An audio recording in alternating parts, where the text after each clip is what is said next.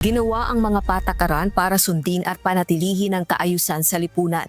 Kaya kahit may hindi pangkaraniwang pangyayari gaya ng matinding krisis sa ekonomiyang nararanasan ngayon, bunsod ng lubhang pagtaas sa presyo ng langis sa pandaigdigang merkado dahil sa gulo sa Middle East, dapat sinusunod pa rin ang mga umiiral na batas. Ito ang reaksyon ni House Committee on Ways and Means Chairperson Marikina 2nd District Representative Miro Kimbo, kasunod ng suhestyon ng kanyang kapwa kongresista sa pagdinig ng House Committee on Transportation araw ng Miyerkules, March 11.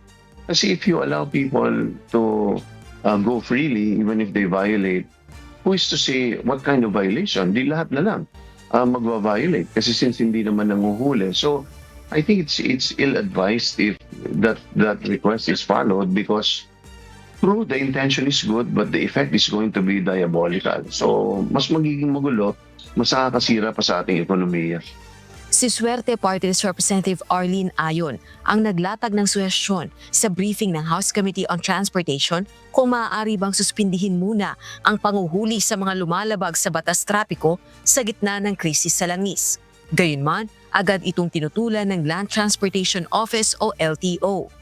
Pwede ba nating no apprehension muna for 2 weeks or 3 weeks for the meantime habang naghihirap yung ating mga tao, habang lubog tayo ngayon sa kahirapan dahil sa sitwasyon natin?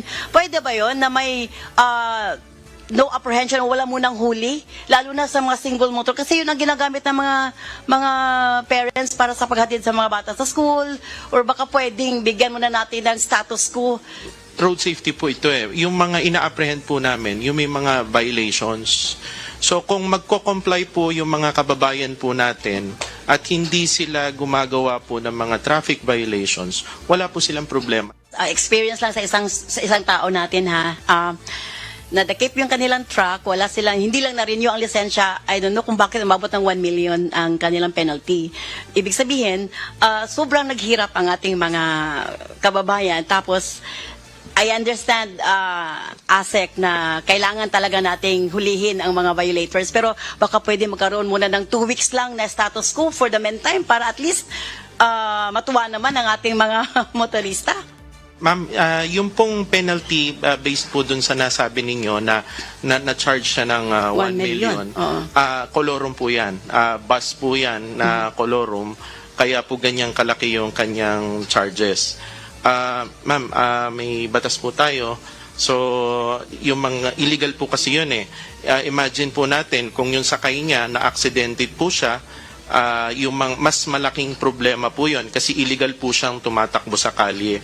So, siguro po sa amin, sa LTO, safety na rin ng mga mananakay natin at safety ng karamihan. Siguro mayroon naman pong mga ibang legal na paraan na pwede po silang maghahanap buhay. Rosa Licoz, humahataw sa balita ngayon.